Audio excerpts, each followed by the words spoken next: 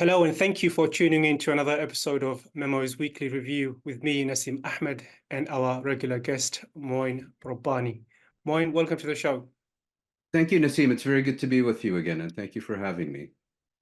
So, today we'll be discussing the shocking self-immolation of a US soldier in protest against Israel's genocide in Gaza. I'm sure many of you have seen the footage. It really is quite horrific. So we will be talking about that. The ICJ court hearing on the legality of Israel's occupation. I'll get Moin's thoughts on Prime Minister Benjamin Netanyahu's plan for a post-war Gaza. The PA, amidst all this, is undergoing a cabinet reshuffle. Why now? Seems strange that they're doing that right now. US intelligence is casting doubt on Israeli claims about UNRWA staff taking part in 7 October attack. We'll be looking into that. US again last week vetoed another Security Council resolution. What can states do to overcome the paralysis in the Security Council? And Blinken overturned Pompeo doctrine. That's a verdict designation passed during the Trump era. He overturned that, saying that Israeli settlements in the West Bank are inconsistent with international law. Is this too little, too late? So we have lots to get through, Maureen, but I want to begin with the shocking image of the self-immolation of US active serviceman Aaron Bushnell. The 25-year-old dressed in US military attire stood outside the Israeli embassy and set himself on fire in protest against the genocide in Gaza. He literally said that, "I do not want to be complicit in a genocide in Gaza." And we know from history that this type of extreme protest has had dramatic impact. Remember the Buddhist monk in 1963, which changed the course, some would say, of the Vietnam War and the escalated protest in US. And more recently, Mohammad Bouazizi in 2010, whose self-immolation sparked waves of protests in the Middle East, which came to be known as the Arab Spring.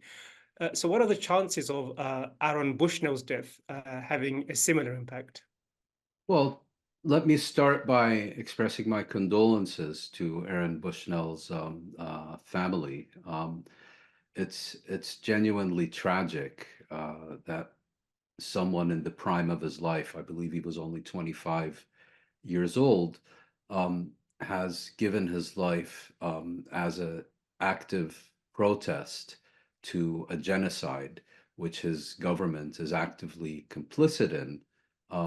This should have never happened on so many levels. I do think it's a politically potentially very significant development. You mentioned the self-immolation of the Buddhist monk in Ho Chi Minh City, then Saigon, in 1963. Yes, that took place in Vietnam. This event took place in Washington, D.C., the capital city of the United States. And so it has a potential to have a much more direct impact on US public opinion, on people who may perhaps not have been particularly informed or engaged with this issue and will now want to learn more. And this, this individual who undertook this act yesterday was an active service member of the U.S. military, I believe, of the Air Force. And the military in the U.S., as it does in so many countries, has a kind of hallowed, sacred status, if you will. And I think his words and action will be taken more seriously than perhaps it would have if conducted by others. I think it's significant in the following way, that if you look at the US political system, particularly in the last 4 or 5 decades, support for Israel has always been a winner. When in doubt, praise Israel and spew racism against Palestinians, against Arabs, against Muslims. It's consistently been a path to electoral success and electoral victory in the United States. I think we're seeing that may slowly be beginning to change. In recent weeks, we've heard a lot about Biden's increasing electoral troubles in Michigan. Michigan, a toss-up state with a consensus developing that if Biden fails to win Michigan in the upcoming presidential elections, it will be extremely difficult, if not impossible, for him to win the presidential election. And it would really be a first if we're now in a situation where candidates are not winning but losing elections because of their blind support for Israel and where their callous disregard of Palestinian rights, of Palestinian lives, where their active complicity in the most severe human rights violations against the Palestinian people end up costing them rather than benefiting them. And I think it's in this general context that we should also see this tragic event of yesterday. Aaron Bushnell was very clear. It's recorded on video. I no longer want to be complicit in the genocide that my government is involved in, Free Palestine, and so on. Of course, he will be delegitimized and demonized as a mentally unstable anti-Semite and a cook and all the rest of it. But it's becoming increasingly difficult to cover up. I'm not sure that we're at the point where an individual single action like this can be described as a turning point. But at some point, I think, when the history of the U.S. role and U.S. complicity in the genocidal onslaught in the Gaza Strip is written, this will be a prominent place, and it will be measured against, Daddy, what did you do during the war? That's why, I mean, events like this, of course, forces everyone to ask questions, especially those who are either on the fence or on the other side. Yes. Basic questions like, am I really on the right side here? If this person can take such an extreme measure in protest against the US government, and he's not just any average person, he's a soldier, and he's done what he's done. So it forces you to ask questions at least, and we'll see where that goes. And one of the things Bushnell was protesting against, in his own words, is that he did not want to be complicit in a genocide Exactly. in Gaza. And talking about genocide this week, of course, the ICJ will be hearing from Israel about what it's done to uphold the provisional measures it issued in January last month in the genocide case, in addition to the case that was heard beginning of last week on Monday. As many as 50 states gave evidence and statements overwhelmingly on the side of the Palestinians, declaring Israel's occupation as being illegal. So there's two hearings. If you can just comment on both of them. In the case of last week's hearing, which of the interventions have really been memorable for you? Which arguments have struck you the most? And also say a bit about Israel's reporting back this week on the genocide case specifically. Well, let's take the genocide case first, because I think that's much simpler and more straightforward.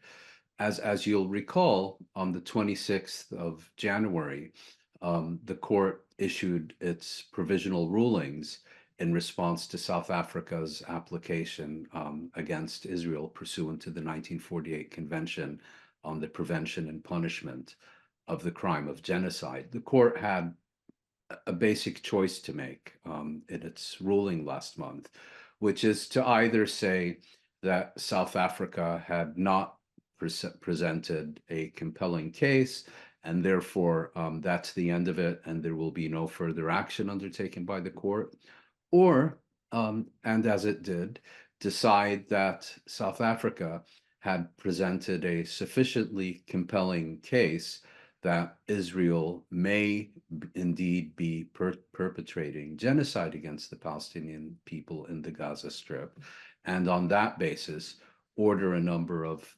provisional measures and proceed to a full hearing. In other words, what we saw these dramatic scenes at the ICJ in The Hague last month was, call it a pretrial hearing, if you will, on the basis of which the court, with an overwhelming majority, decided that a full trial now needs to take place. In the meantime, on the 26th of January, it issued its order for provisional measures, in which Israel was instructed to undertake a number of measures. And in addition to that, Israel was instructed to report back to the court within 30 days, in other words, on the 26th of February, to inform the court of how it had indeed implemented the provisional measures ordered by the court.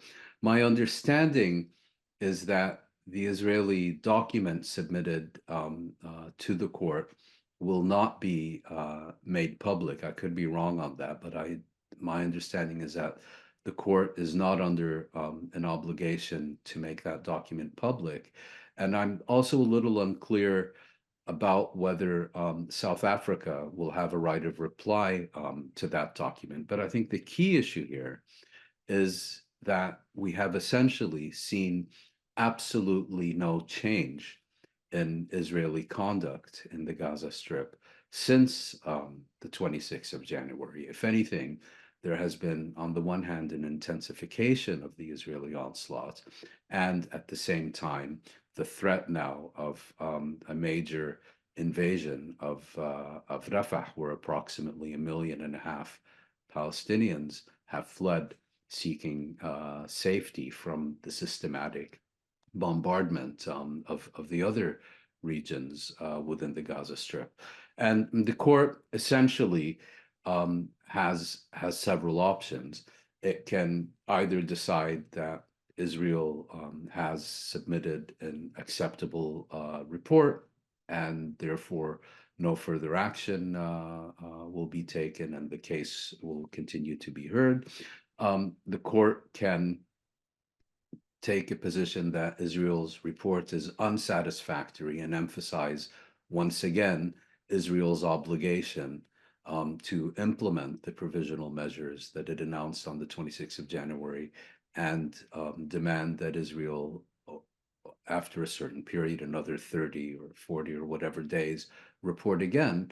And the court also has the option, if it is sufficiently unsatisfied with Israel's report, to order additional provisional measures. Certainly possible, but not necessarily likely. And I think the court will probably issue its response within a week or two. So that's the genocide case. And recall, the genocide case was initiated by South Africa in late December. The other case is more long-standing, and its origins are a resolution by the United Nations General Assembly, essentially the international community, referring a question to the ICJ, which again is the highest legal authority on the planet, asking it for what is termed an advisory opinion. In other words, this second case is not one in which a particular state or a group of states have sued Israel, so to speak, in front of the World Court. Rather, the international community as a whole, by a clear majority vote in the General Assembly, has asked the International Court to examine the question of the legal status of the West Bank, including East Jerusalem and the Gaza Strip. And the reason for this is that these territories have since 1967 been commonly known as the occupied Palestinian territories. Occupied territories, as distasteful as it may be, is a recognized and legitimate status under international law. In other words, it is not by definition illegal or illegitimate to occupy foreign territory in the context of an armed conflict. But to maintain the status of occupied territory, a number of criteria are required. First and foremost, the occupation must be temporary. Secondly, the occupation, you cannot undertake measures of permanent annexation. Third of all, there has to be a good faith effort to reach a political resolution that will also put an end to the occupation and resolve the status of these territories. And the question before the court is whether the measures that Israel has undertaken in these territories since 1967, such as the widespread establishment of what are intended as permanent civilian illegal settlements in these territories, such as the annexation of territories such as East Jerusalem, the Latrun salient, and elsewhere, and whether any number of other measures that Israel has taken mean that this can no longer be considered an occupied territory under international law, but rather what we are dealing with is a question of illegal annexation. And this past week, the court held hearings in which, as you note, approximately 50 states asked to provide submissions to the court explaining why they felt that the court should rule one way or the other or not rule at all. And a few of the submissions I thought really stood out to finally answer your question. First of all, I felt the Palestinians gave an exceptionally compelling and detailed presentation, making very clear that Israel, from its perspective, is there to stay and stay forever, that Israel is treating these territories as if they are sovereign Israeli territories, and therefore it is violating some of the fundamental principles of international law and the UN Charter, such as a prohibition on the acquisition of territory by war, such as implanting its own population into into these territories, such as practicing apartheid against the population of these territories, and so on and so forth. And I felt personally that they made a very compelling case. It's all there to view or to read on the website of the International Court of Justice, and I think those who'd be interested in learning more would do well to consult it. The other one that stood out for me was the Chinese submission, because China, whose relationship to the Middle East has been primarily economic, and has sought to maintain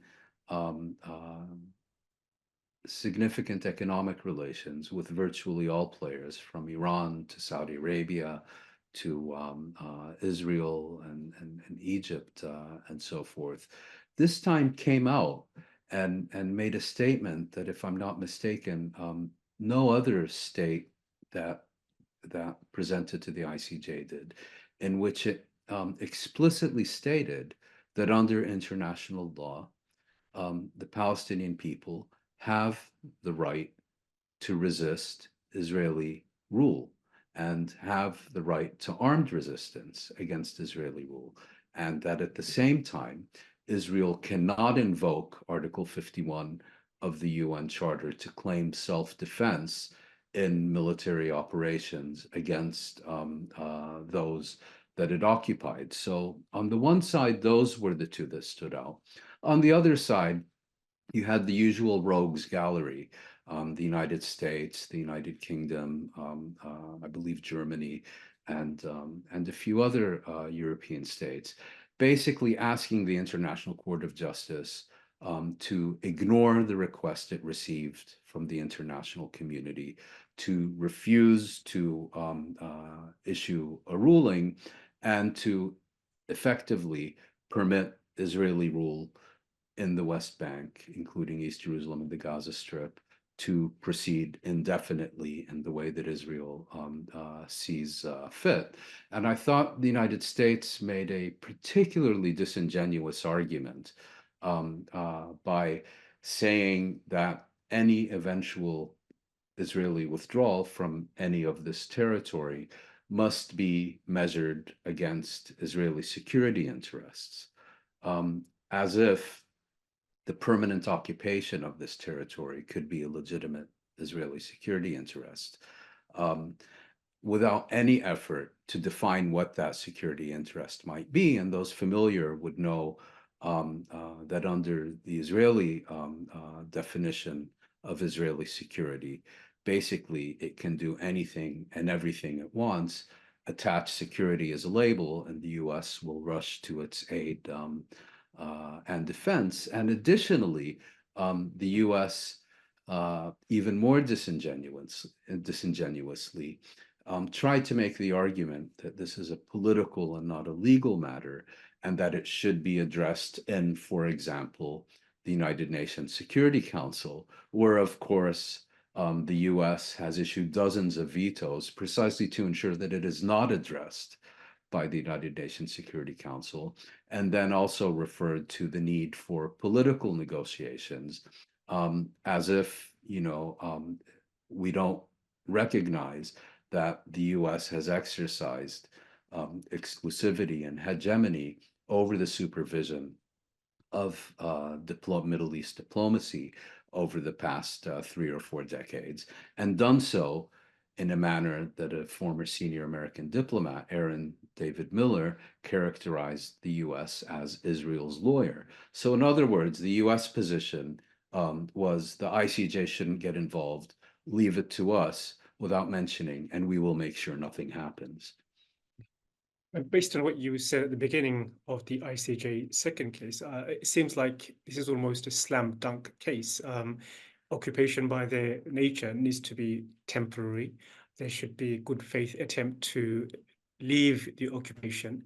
And instead, what we've seen, as many human rights organizations have said, Israel has imposed an apartheid system, which by its very nature makes the occupation illegal. And also, what's interesting here is that unlike the ICJ genocide case, Israel has not defended itself, chose not to defend itself.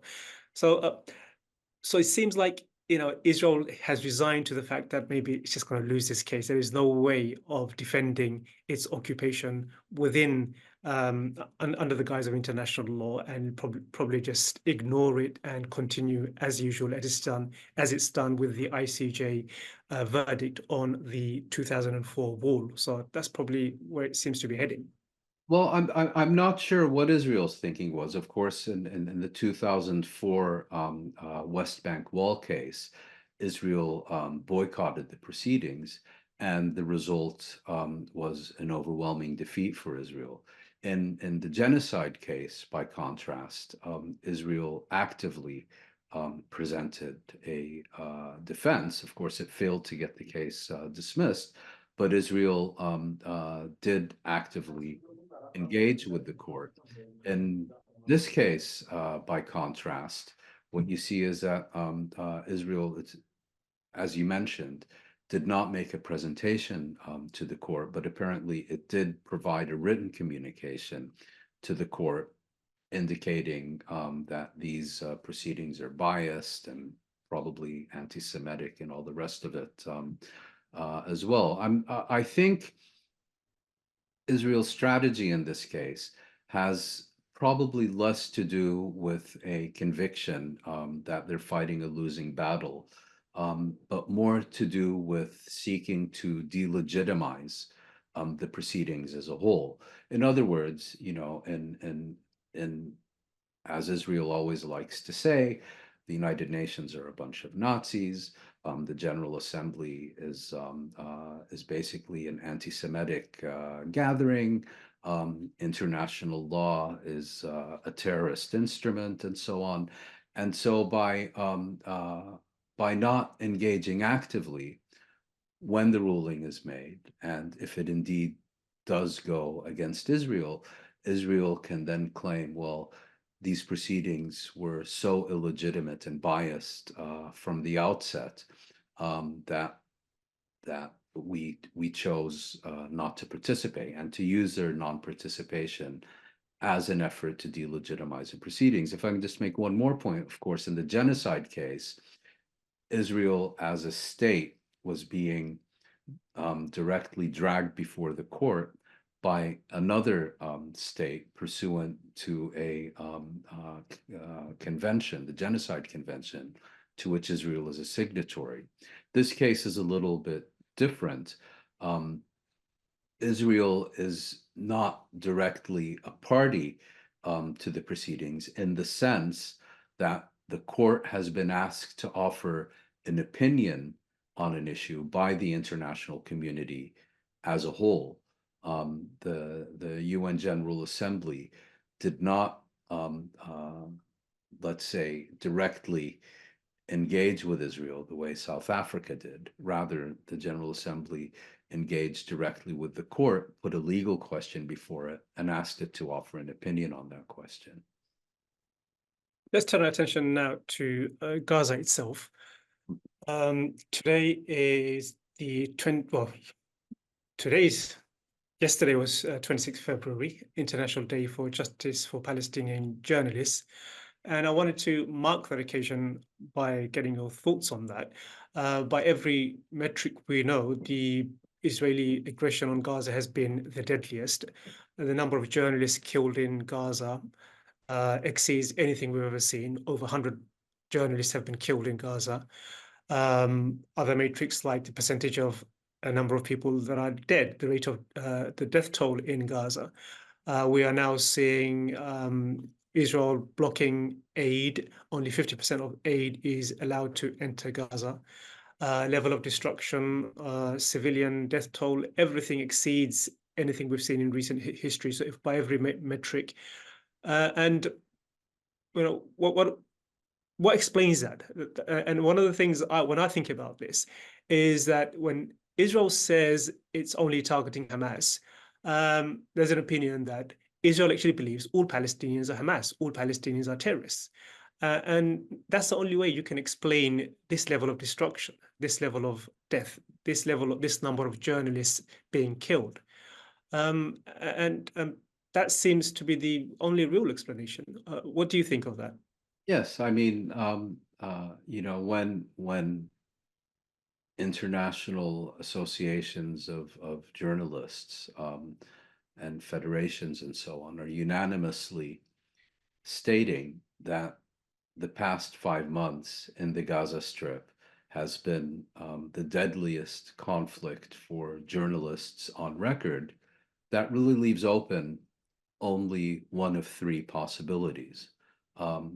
The first, which I think can be categorically dismissed, is that these journalists are actually not journalists, but were killed in active hostilities because they were fighters hiding behind journalistic credentials. No one takes that argument seriously. The second is that journalists are being deliberately targeted by Israel. And the third is that the general population is being deliberately targeted, and that this accounts for the extraordinarily high number, unprecedented number of journalists being killed by the Gaza Strip, by Israel, the Gaza Strip. And my sense is that it's a combination of these two explanations. We have a number of cases in which it's quite clear that journalists and or their families have been deliberately targeted by Israel in order to silence them. And we have other cases in which journalists, often together with their families, have been killed in these kinds of, you know, by Israel treating the Gaza Strip as one big killing fields and indiscriminately bombing anything that moves. I would like to make one more observation here, is the extraordinary silence of much of the world's media and many of the world's leading journalists about this unprecedented attack on the profession and the unprecedented death toll among their colleagues. Imagine if this was Russia um, uh, conducting a similar level of killings of journalists in Ukraine, for example, or if this had taken place in the Balkans or anywhere else. We would be reading about it nonstop. Awards would be issued left, right, and center. There would be special programs and special investigations in every major Western media organization. But what we've had here is often, at most, an acknowledgement that yet another journalist has lost his life, usually passively lost his life. We're often not told how they lost their life, and more importantly, we're often also not told who ensured that they're no longer alive. So it really is, I think, um, a very disturbing stain on the profession as a whole, the way they've dealt with this. And of course, Western governments have taken the position through word and deed that Palestinians are essentially irrelevant human scum. But I find it more disturbing to see so many of within the Western media essentially taking the position that their murdered colleagues are irrelevant human scum. It really is a stain on the profession. And I should add, it's not like this is the first time that journalists are being killed by Israeli forces. We've had very well-known cases of both Palestinian journalists, most notably Shireen Abu Akleh a year or two ago, an American citizen in which the American government, led by Anthony Blinken, essentially whitewashed and covered up the Israeli crime. And we've had cases also, of course, of foreign journalists being either shot and injured, such as Anthony Shadid in 2002, or Tom Herndal, the photographer who was shot dead by a sniper. So there's a real history here. Mm. Um, So staying on the issue of journalists, death of journalists. So we know Israel has blocked foreign journalists from entering into Gaza. So it almost assumes, or seems like that the decision was made in anticipation of the fact that Israel knows it's going to kill hundreds and hundreds of journalists. And the outrage of that, if it was a foreign journalist, if it was a British journalist or an American journalist or someone else, would have been exponentially way more than what it is currently. It's in a way to avoid further escalation from the international community of its outrage is the reason why Israel prevents foreign journalists from entering into Gaza. well, thanks for mentioning that, because of course the other aspect here is that we are relying almost exclusively or exclusively on Palestinian reporters and journalists to understand what's happening in the Gaza Strip. And I should say, overwhelmingly, they're doing a phenomenally outstanding job under impossible circumstances. They're suffering the same depredations that the general population is suffering. They're having to deal not only with their personal safety and well-being, but also that of their families and so on. Many of them, perhaps even most of them, have lost loved ones or friends or colleagues. But the point is that, as you mentioned, the foreign media is categorically denied access to the Gaza Strip, not by the Palestinians, but by Israel, of course, unless they go on some of these, embedded tours where they're shown what Israel wants them to see and nothing else. And imagine if the situation was reversed. Every news report on CNN, on BBC, in The Guardian, and the other major Western media, would start at least with an acknowledgement that this report has been produced under circumstances where, you know, journalists have been denied access by the authorities. But in this case, it's never even mentioned. It's never even mentioned. It's almost like a cover-up. And not only that, you know, we now have this scandal at the New York Times, where the individual that they assigned to cover a number of critical stories, these allegations of mass rape, UNRWA, and so on. I'm saying the individual they assign, not because we're not talking here about a trained journalist who had been practicing the profession for many years. Um, this is apparently her first job. This person was such a fanatic, radical extremist, that social media posts that she liked were actually referenced by South Africa in The Hague to demonstrate Israel's intent to commit genocide in the Gaza Strip. I mean, it's you know, it's called American Pravda for a reason. Yeah, we have a question. I have a question about verification later on when we get to UNRWA and the journalists. So we'll speak a bit more about that. But before we do that, I want to ask you about Benjamin Netanyahu's plan for the day after, as it's called. Yeah.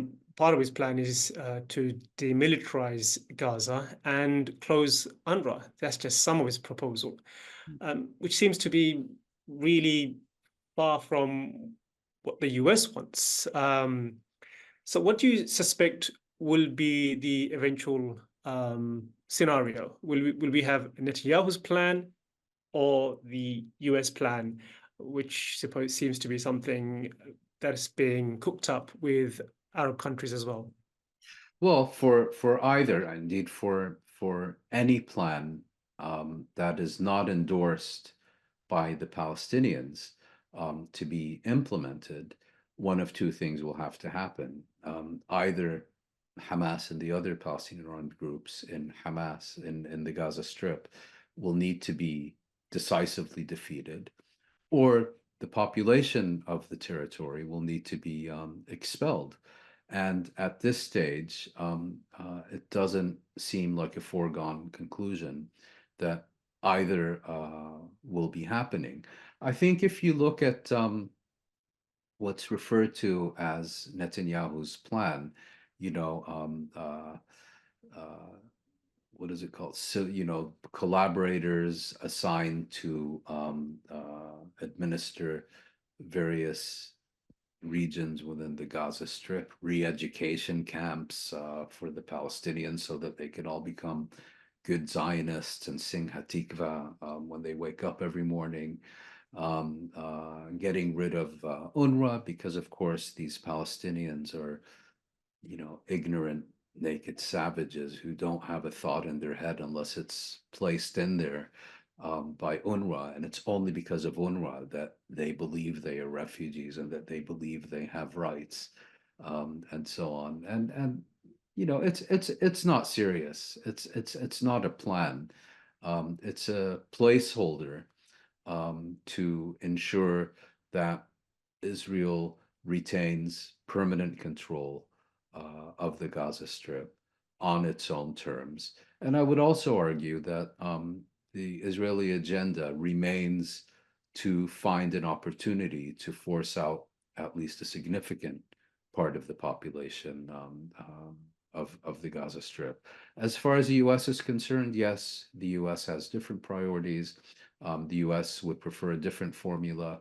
But in the end, is the US going to confront Israel about anything? Certainly about this, and do so during an election year? I don't think so. You know, Biden, Blinken, McGurk, these people are totally invested in Israel and its agenda. I mean, you have a president of the United States who proclaims himself to be a Zionist, and who has demonstrated himself actually to be not only a Zionist, but a Likudnik, and the key ally of Smotrich and Ben Gvir. Is this the type of administration that is going to face down Israel, that is going to confront it over policies that they don't like or disapprove of, and force Israel into a different course of action? There's no evidence for that. Yeah, I think despite what the Americans say, I think one thing we can be sure of is that whatever formula they come up with is one that will deny Palestinians self-rule and self-determination. It will be another version of the same old, Yes. colonial placeholder, colonial model arrangement. That's what it's going to be, but with different emphasis.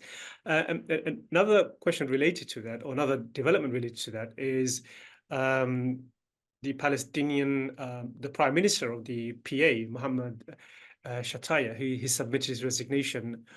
And I'm wondering whether this is part of paving the way for the day after, as it's called. 'Cause a lot of people, it seems in the middle of a genocide, this is a bit overindulgent. Why is he resigning now? Is he resigning because of the insistence of Washington? What's happening?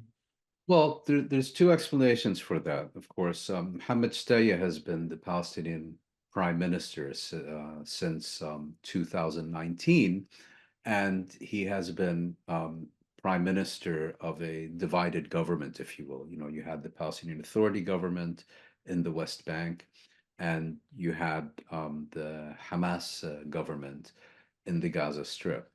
And so his resignation, I think, reflects one or two scenarios. The first is that Shtaya's government and the government in the Gaza Strip would resign on the basis of an agreement between Hamas and the Palestinian Authority and other Palestinian factions to establish a new consensus government, either a coalition government or a so-called technocratic government, or an independent government that is supported by both parties. That would be one explanation. The second explanation, and I think by far the more likely one, is that the United States has informed Mahmoud Abbas that it wants a different government to prepare to play a role in post-war Gaza Strip. And of course, the key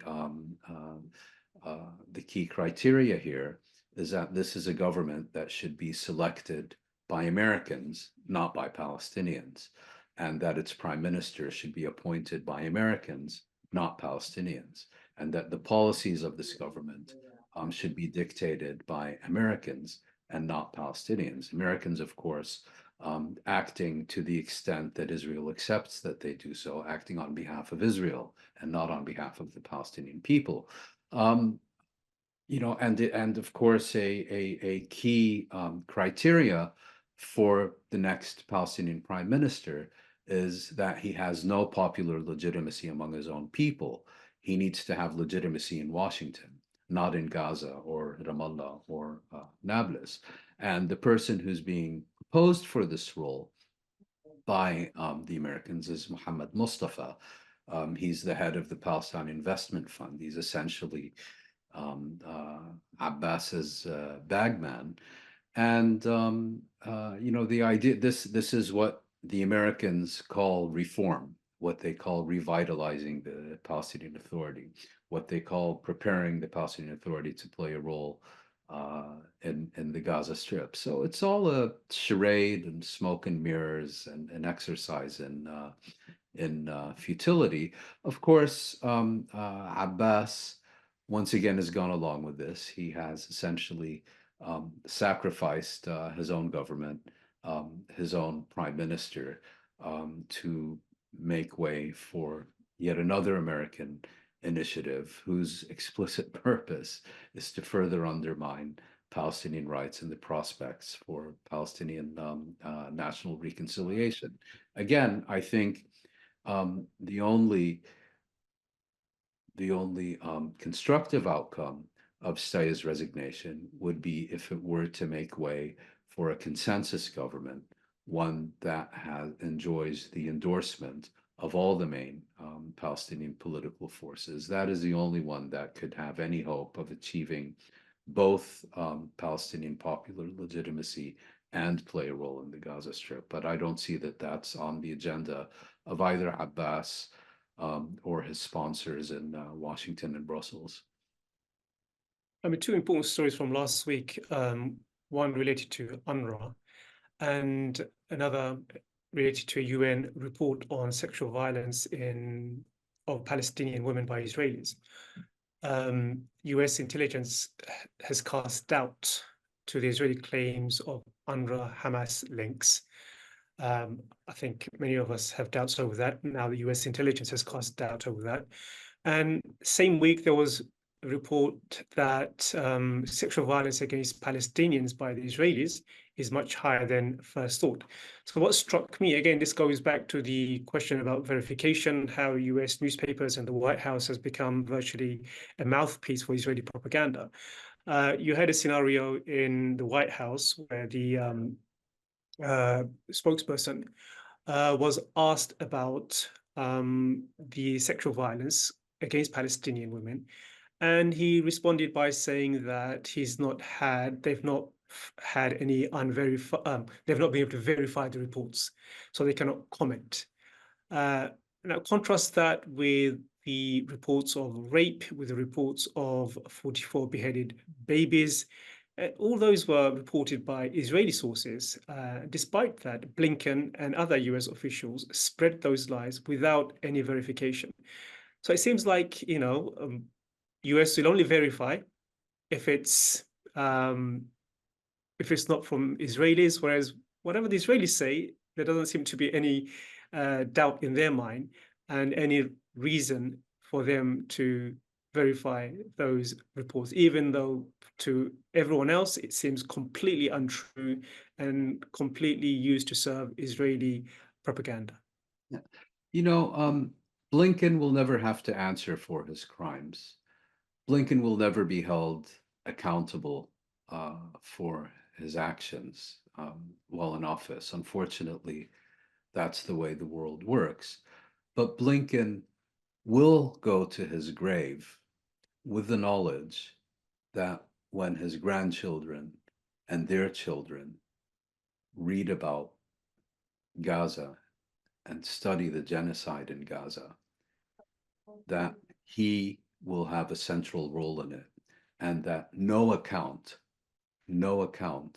of the mass murder in the Gaza Strip will be considered complete unless his role in enabling this and supporting this and cheering it on and giving it facilitation in all kinds of ways.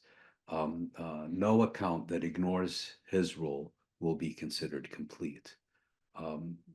So I wanted to get that out of the way. This is Blinken, who rushed to dismiss South Africa's allegations as meritless before even looking at any of the evidence. And of course, he already knew exactly what was going on. Blinken was the first American official to say, basically, I haven't seen the evidence, but I consider it very, very credible with regard to the Israeli allegations against UNRWA. Blinken and Biden are not themselves neocons, but their policies and positions very closely reflect those of the neocons, particularly when it comes to the Middle East. Blinken has never encountered a war in this region that he hasn't supported or cheered on or tried to facilitate and promote and so on, to a greater extent even than Biden, who, unlike Blinken, had reservations about Libya. But, I think getting back to your question, the US actually collects only limited intelligence itself on these matters. It relies primarily on what it's given by the Israelis. And the Israelis, of course, can manipulate that relationship to their ends. But I think what we're seeing now is perhaps some in the US intelligence community beginning to raise questions about this over-reliance and blind endorsement of anything and everything the Israelis say or claim or allege or conclude. And so you had this assessment by the US intelligence community expressing low confidence in Israel's allegations against UNRWA and its staff. As far as the other part of your question is concerned, you know, this UN report about sexual violence against Palestinian women and girls, if I'm not mistaken, received very little coverage in Western Sure. media. Certainly, compared to concocted stories about organized, systematic rape a la Bosnia on October 7th, which again, we've now seen that the New York Times, American Pravda, basically appointed a fanatic extremist whose agenda on social media you know, again, posts she liked were used by South Africa in front of the International Court of Justice to demonstrate Israel's intent to commit genocide. These are things she was supporting. But, you know, when it comes to Israel and the Palestinians, you can say anything. You can hold any position you want.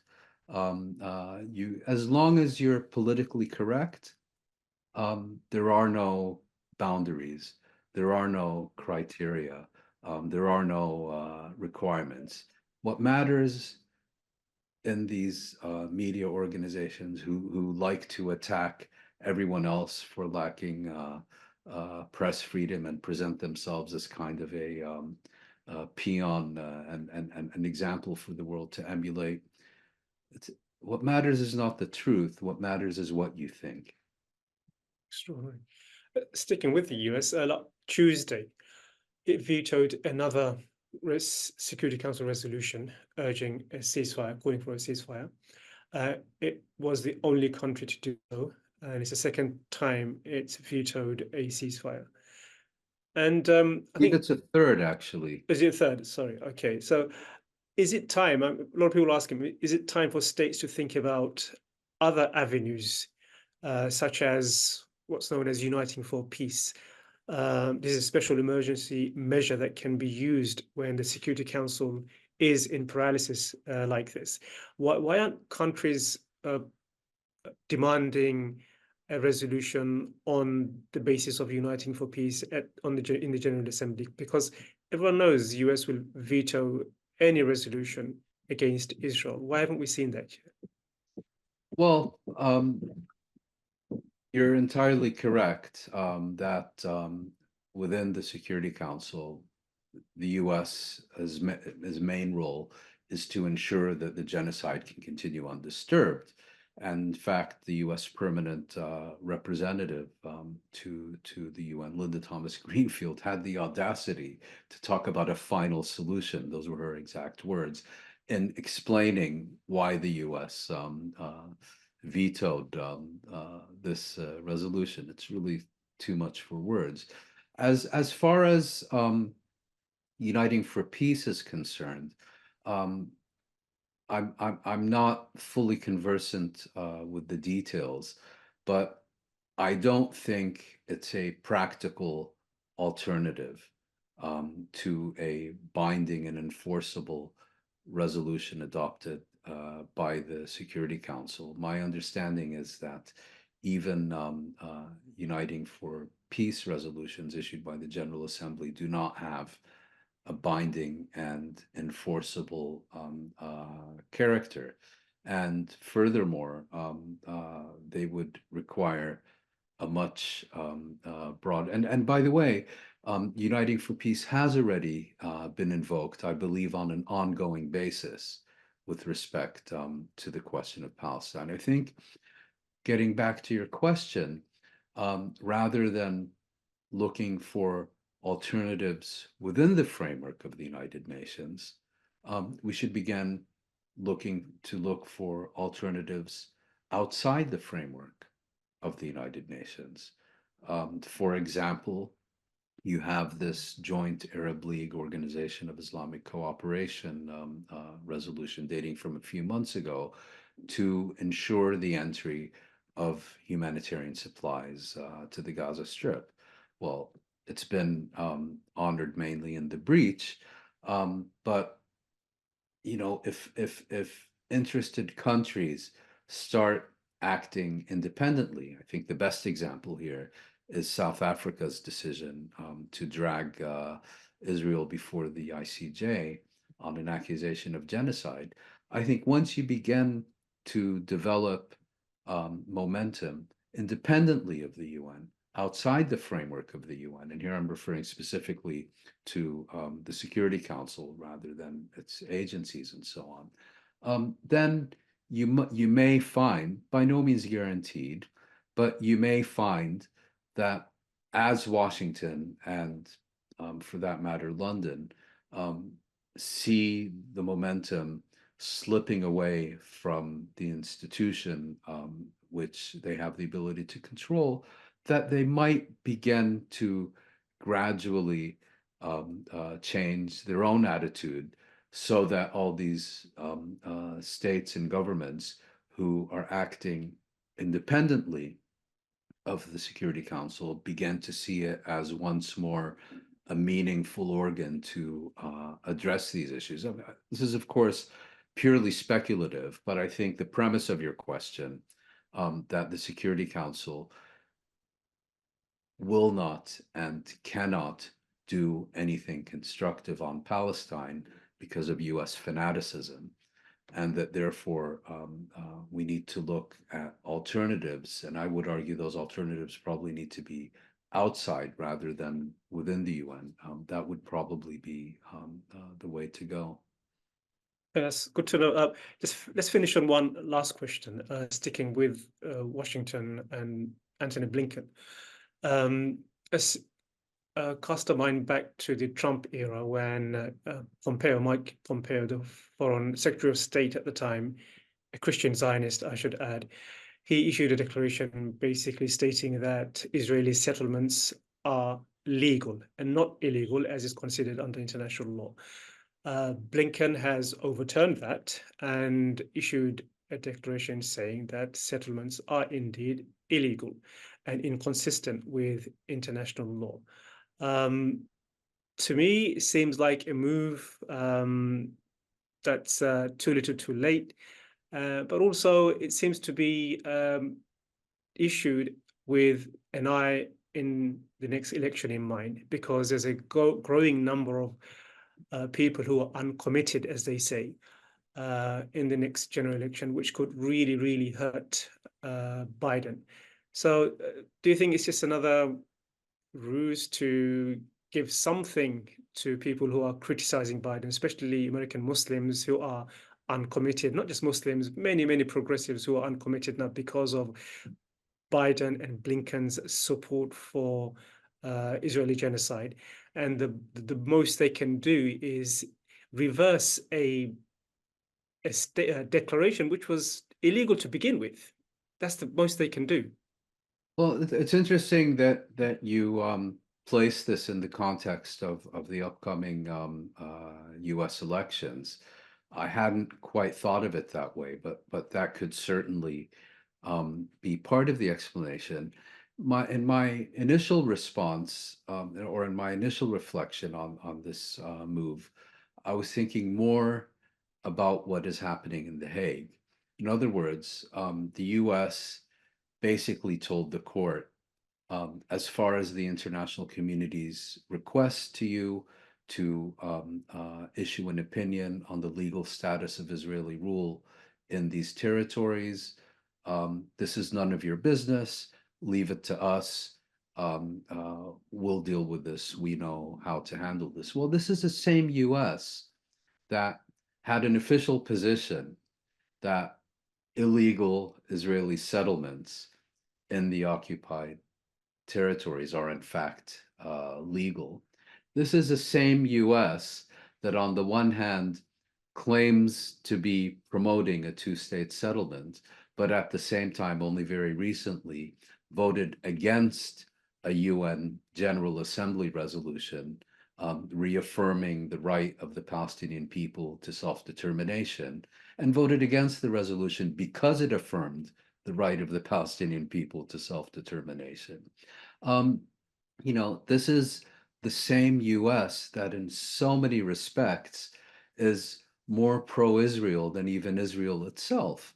And I think it was in this context, partially at least, that the US reversed the so-called Pompeo rule and reverted to the earlier US position that Israeli settlements are not consistent or are inconsistent with international law. It's incapable of coming out and saying these are illegal, these are war crimes under international law, these must be dismantled and removed. No, they're inconsistent with international law, whatever that means. And as you said, too little, too late. But my main